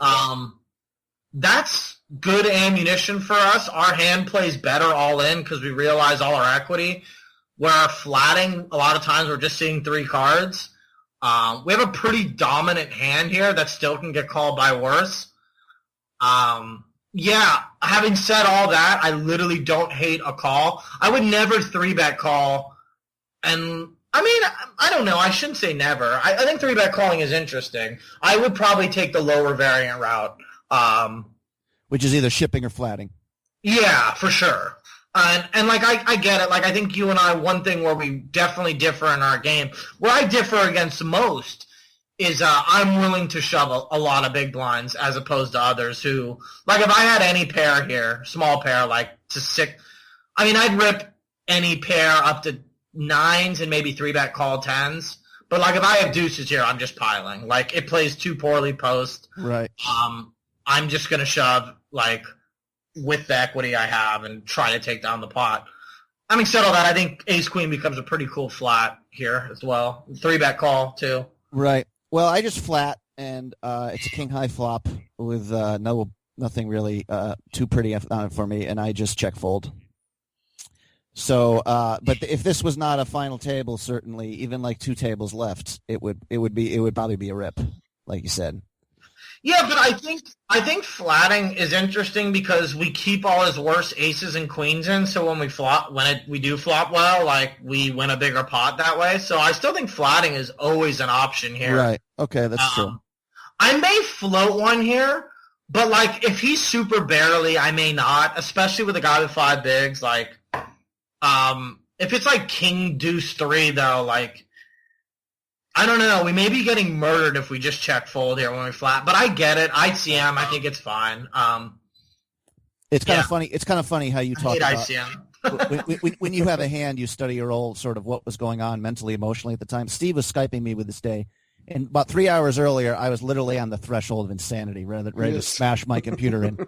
My computer's a dinosaur. I discovered I can't actually run my HUD and like Skype and I can't run more than one thing at once. So I was HUDless here. Not that would really matter. And like I put a big bet in on the $500 tournament in the on America's Card Room, and then I couldn't get to the screen because it had frozen up and blah blah blah. So I needed this tournament just to like have a winning day. Sadly, actually, I had just won a 4K tournament. Actually, like 20 minutes earlier, I finished that. So I was now ahead. To play that one. We're Skyping each other. I was trying to ship 2 tournaments, but anyways, I don't know if this adds to the overall, but I'm just like, wow. No, I think that's very important, and I'm actually shocked like you didn't just like quickly pile, because my default if I'm tilting or my screen's freezing is just to play the highest variant. Right. At this point, I had no HUD, and I had only one game going, so I didn't think there was a chance of like freezing. Although that does actually, when I'm multi-tabling, just because I don't want to get timed out, there is a lot of times where I will just shove rather than risk the possibility of, you know what I mean? And I think I think that's fine too, because usually in that spot you have a lot of tables, so maybe it's earlier in session, so we can just take every plus EV spot, and it allows us to multi-table. Yeah. So yeah, I totally agree with that strategy. Like it. Yeah. Yeah, and then the one guy started getting real. Basically, it just there was a lot of hands I was folding. I think I would normally be ripping because this one guy was just like, you know, after this guy ripped the king 9 in me, I had like 6. I just kept going down in blinds, and I like had 14 big blinds, and again I like folded jack queen off from the button rather than shoving. Some pretty. Yeah, I think I can see myself doing that too. So wait, you folded queen jack off on the button when it was folded to you? When there was someone with 3 big blinds and I had 3 big blinds. Okay. Yeah, so it ended up I eventually got down to be the lowest stack there. Steve was watching some of this, and then ended up somehow having a good sized chip lead when I was 3-handed. I mean, poker's just silly, and then I had queens and jacks cracked twice in a row with you know when I had big.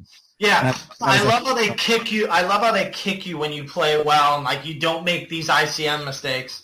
And then you just get kicked in the stomach anyway. On the other hand, that is poker. I did move from 5th to 3rd for 1100, but I guess you'd have to see the whole series of hands. But I'd be curious if you were watching one of your students do this, where they're they're just cowardly passing on spots, or they. I mean, I don't think that's. I think that's just playing well. I would hope my students would pay attention to ICM, because ICM is like something that I'm with you. I was kind of like, fuck it. But like, the truth is like, if people are paying attention to ICM, the ranges are going to be much tighter. So getting in 40 bigs with ace, queen, 5-handed probably isn't the best play when they're going to have a super tight range, because there's a guy with 15 bigs. So a lot of times I'm just like, I have ace, queen, and 40 bigs or 5-handed. Like, I'm just getting this in. It's like, no, I can just flat here and play a much smaller pot in position or out of position, be flop dependent, and I could actually make more money by flatting because I'm under rep. And overall, if I did that throughout my career, I'd make more money too, because I'm still being ICM aware.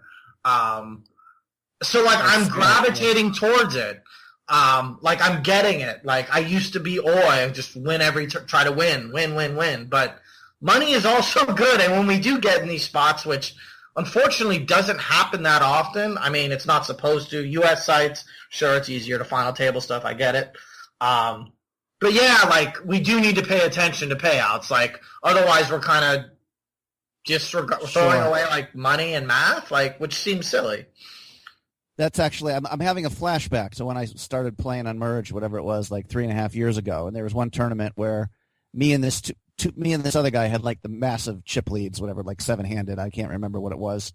And we ended up getting it all in. I had ace king, he had pocket nines, and he held up. And I remember people were like, they were making ICM jokes, and I quickly Googled ICM. I honestly had no idea what the fuck it was. I'm just like, ace king, boom, you know. You know, and that like, thanks to TPE, I at least now know what that is. But you know, it doesn't mean appreciate that. Hey, but thinking back on that, like, if that's the Merge high roller, think about like how much money. I mean, I can't even imagine how much money I've lit on fire. Like, having this ego-ridden streak where like I can't fold ace king and have to get in 50 bigs, 1 versus 2, when first is 9K, second is 6, and 8th is like 800. Like, there's so many better spots we can take by just flatting there. We can just raise on fucking some nits big blind. Ponosaurus is in the big blind. We can profitably raise there with any 2 from any spot on the board. Right. Which is so much better than flipping for that kind of equity. So, yeah, I mean, we have to be aware of it. I still think we can end up fucking ICM, and that's where I think I've been good in my career, is like, I'm aware of ICM, but I'm still aware that other people are playing too tight. So a lot of opens, a lot of light 3-bets. That's how we counter that. And that's why I think I do well, too, on bubbles. I think I've won a lot of tournaments on money bubbles, where I went from a 10 big blind stack to 100 big blind stack just because I gave 2 shits about min cashing. Right. I think if you're a big min casher, you're fucking doing it wrong. Sorry to be cussing so much, but it's right, no problem. A strong point. I think if you're min cashing a lot, you're in the money is over 20%, you're doing something wrong, period. You're never going to be chip leader at final tables. That's where you should be going for stacks. Well, I'm always, I'm as much as I'm self-deprecating about my poker and all the bad things, I will annoy people by bragging about like my streak of heads-up matches. And I actually just had broken, I think I had won 12 straight first places without a second. Well, that's awesome. It's just because 3- and 4-handed, I'm usually just so much more aggressive than everyone else.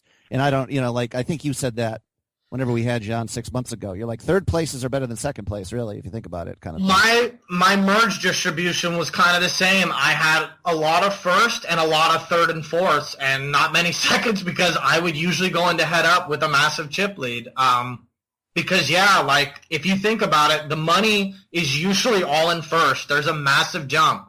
So if you broke it down mathematically, like if you have 8 first, 2 seconds, and 5 thirds, you're doing way better than like 6 seconds, 2 first, and 3 thirds, whatever it is. Like, sure, reading is more important. And Mike, no, I know you do that, and that's really good.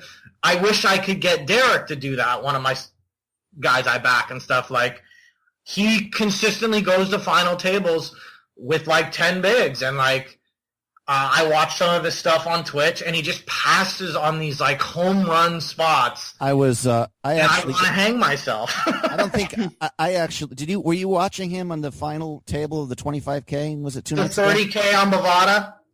I actually jumped on there. I don't even know if I watched it, and I said, shouldn't you be opening here? Because there's even a bunch of, like, the 3 people on his left all had like the insta fold button a lot of times. Like someone else would raise. Yeah. So I was surprised how, especially when he had the chip lead, how few pots he was opening up. Like there was a spot where the big blind had 12 bigs and it folded him in the small blind with Jack 9 5-handed, and he limped, and the guy jammed and we folded, and I'm like, in my head, that's a rip. Yeah, I'm like, just rip there. Like he's calling so tight there. Like we have a slam dunk shove. There's also a spot where the guy on his right, it folded to him 5 straight times in the small blind, and he opened all 5. We had king 3, and like, I mean, I'm on team shove there. Like we have fold equity, we have a king blocker. Yes.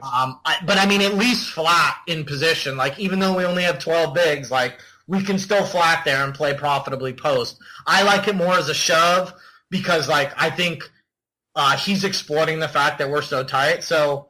Yeah, there were so many spots in my head, and like, yeah, he auto-folded King X on the button, and like, I'm just wow. I wanted to, like, I love Derek to death, but like, if he really wants to get better at this game and make more money, he has to fix up his push-fold. He has to fix up this final table play. Like, it's the guys that make the most money are the agtards at final tables going for the win. At all cost, and that's how you have to play. Right.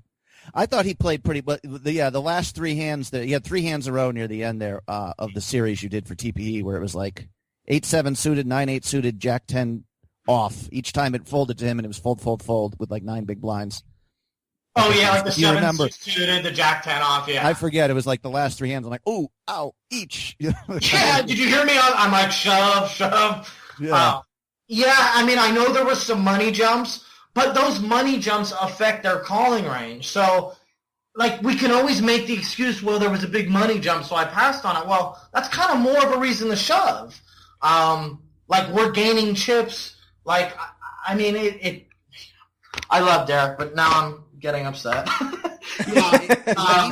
But he definitely can make some folds. I probably don't make. There was a couple times I think I remember seeing like somebody opened like middle position or early position. He had 18 big blinds with pocket 7s. I'm like, I'm just gonna pile there. But you broke it down. You're like, no, this guy's tight. You know, blah blah blah. This is a good fold. No, I mean Derek. The one thing, as bad as he can play sometimes off these short stacks, when he's like that 10 to 15 big blind range, he plays okay. He plays actually better than I do. Like where I'm going to take that 7 spot too most of the time. But like when I break it down and stuff and I really think about it, like passing there is totally fine. Like it's not a slam dunk spot. Like sure. We're kind of throwing out our tournament life. So yeah, he does that well, but like the 7-6 suited fold to do on the button, the 10 jack off and the cutoff, we're just printing there by shoving. Well, we're going to have we have to take our fold equity when we have it. We're having KB on soon here, hopefully, and we'll have to rip him to shreds. We'll ask him. We'll ask him beyond strategy if your psychological terrorism is helping his game at all. But no, you know what? I have talked to him. It's funny you bring that up. I've actually talked to him about this, and I go like, I know I'm really hard on you, like. And, like, I probably was doing that too much with other students at the beginning. I was like, this is horrible. And, like, Ben got me on call privately, and he goes, like, you can't say that to people. And I go, yeah, I know, you're right. Like, I'm so blunt. And that's how Daryl was with me. He was so blunt when he coached me. He's like, this is horrible. This is bad. And, like, I like that. I need that. But other humans, other guys that play the game, they can't handle that. So it's like kind of a balancing act. Like Derek can handle it. He's told me, he's like, tell me I'm the worst player ever when you need to. And I get it. But like others, you have to almost baby and be like, it's okay. Like this isn't a very good play. I think with Steve, I can tell him this play fucking sucks and he's going to take it with a grain of salt. You don't have to start off with Steve. You're a nice man. You look very handsome tonight, but I just have to make one observation here. You suck at poker. No. I mean, yeah, like, if I do something wrong and something's really bad, I want someone to say, like, hey, that's horrible. And, like, I can take it. I'm very open-minded when it comes to poker, so. Yeah. Every student's different. Some you. One thing I've noticed too is if you can say a couple of good things that they've done before you bring up the atrocious play that they just made, then they're much more likely to hear it. And if you go, okay, this spot was really good and this spot was really good. This is what we got to work on right here, though. Speaking of poker students, I know Mark here has to run and do his work here. No, I actually get coached by Diphthong in 3 minutes, and then I coach someone at 1. So yeah, I'm all over the place. Okay, right. I still get coaching. Like, I'm one of these guys. Like, I'm very aware that I can get better. So, like, even though I'm not playing much, I'm continuously working on my game. Like, studying, getting coached. When you stop doing that, you make me feel lazy. Well, good. Maybe you'll get some coaching, and then you'll be like, oh my God, thank you. I think of you as a guy who, like, just, eats pizza and gets drunk and, like, tries to hitchhike to a strip club at 4 a.m. Well, we can still do that. This is what you're like 2 nights a year. The rest of the time you're studying. You know what I mean? No, trust me. If you lived here, we would be at the strip club 2 times a week. Leave that. I love that we were at PT's one night, and we were, like, ready to go to the strip club, and Mike's like, I got to get up early, and he's like, fine, I'm in. And we ended up not going, which sucked, because I didn't go this year at all. In Vegas, like, there's some dirty strip clubs that I love. Well, you could literally barely walk that night, so, like, I was just going to go, just the 2 of us. No one else wanted a piece of it. They're like, you do realize he's going to get kicked out within the first 14 seconds there. Over under 2 minutes. Yeah, I'm like, maybe, let's get this. No, and I know me too. Like, if I'm that inebriated, like, fucking, I have like 3 ATM cards so I can pull out max money. So, like, I literally got that many ATM cards for strip clubs because I go bananas. Like, I mean, if I have an addiction or a problem, it may be strippers. Like, I fall in love every time I go to the strip club. Every time. Oh, yeah. And that's what Mike and I connect to. 90% of the male population. Right? Dude, I'm like, dude, she seriously likes me. Like, no, we're going to meet up tomorrow. Seriously, yeah. Fuck, I think I gave her like $1,000. Maybe that had something to do with it. Yeah, funny. They are related. Would you want to put any plugs in, Mark? No, you know what? Just if you're interested in, you like what I do, you think I sound like a good coach, check out TP, Tournament Poker Edge. Good community. But yeah, that's it, Okay. I'm all about people getting better. Appreciate you guys having me on. I love coming on with you. It's like shooting the shit with buddies. So yeah, it's fun, man. It's always fun. It's a great time. Yeah. So thank you. Yes. Good luck on the felt this week. What's that? Good luck on the felt this week. Thank you, sir. Thank you. Maybe I can close one of these out. I think the next session we do, I'll get these last 4 final tables that I've gotten like a third, a fifth, and a second in, and maybe we can just go over the final tables because I need to work on shipping these things. I don't know if it's variance or if I'm doing something wrong. I got a feeling there's something I'm missing. Steve, which one of us has a better nickname? I am Rampage, and you are Mincash. I'm just saying, if we go to a strip club, it's like, hold on, I want to dance with Mincash. If I'm the girl, I'm picking Rampage. That's what I'm saying. Although Rampage is the name of a UFC fighter who was dating a porn star, and he's now going to serve like. No, that's War Machine. Oh, War Machine. You're right. Well, Rampage is that's where I got the nickname from. I love Rampage Jackson. So Rampage Jackson. I should take that back. He didn't beat the porn star. Right. It was War Machine. Carlos is calling me Rampage, so I can call it a nickname now. Although no one else will. It's ridiculous, but anyways. Oh, right on. Okay, guys. Okay, we should wrap this up. Hit us up on Twitter. You can hit me up at HUP Podcast, Mike at Mike Snyderman, Mark, AZN, all in, 007. Check out our Facebook, Heads Up Poker Podcast, our blog, headsuppokerpodcast.blogspot.com. And I am actively looking for some students to coach. So hit me up. We'll do a free session. After that, we could work out a deal. Headsuppokerpodcast@gmail.com. Thank you for tuning in, and here is your weekly motivational speech. Peace will not be in my creed. I will believe what others have doubted. I will always endeavor to hold esteem, honor, and respect of my team. I have trained my mind and my body will follow. Who am I? I am a champion. I will acknowledge the fact that my opponents do not expect me to win. But I will never surrender. Weakness will not be in my heart. I will look to my comrades and to those who have brought me to this world and those who have trained me, and I will draw strength from them. Who am I? I am a champion. I will gradually go out to the field of battle, and I will move in everything I can do. And I will reach my field of battle at any means at my disposal. And when I get there, I will ride violently. I will rip the heart from my enemy and leave it bleeding on the ground, because he cannot stop me. Who am I? I am a champion. To my side, I have comrades. Comrades that have been through me through thick and thin, through sacrifice, through blood, through sweat, and tears. Never will I let them fall. Never will I let them down. And I will never leave an enemy behind. Because our opponent does not know my heart. Who am I? I am a champion. No one will deny me. No one will define me. And no one will tell me who and what I am and can be. Belief will change my world. It is through continents, it is through countries, it has put man on the moon. And it will carry me through this battle. Who am I? I am a champion. Defeat, retreat, those are not in my words.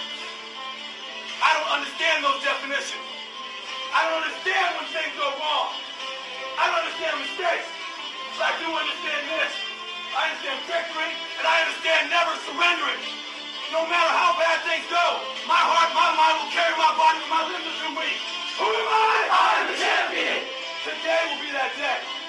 Not tomorrow, not next week, but right now, right here, in your house and in your home. Who am I? I am the champion. History will remember me. I will not let everybody be kind. I will define myself.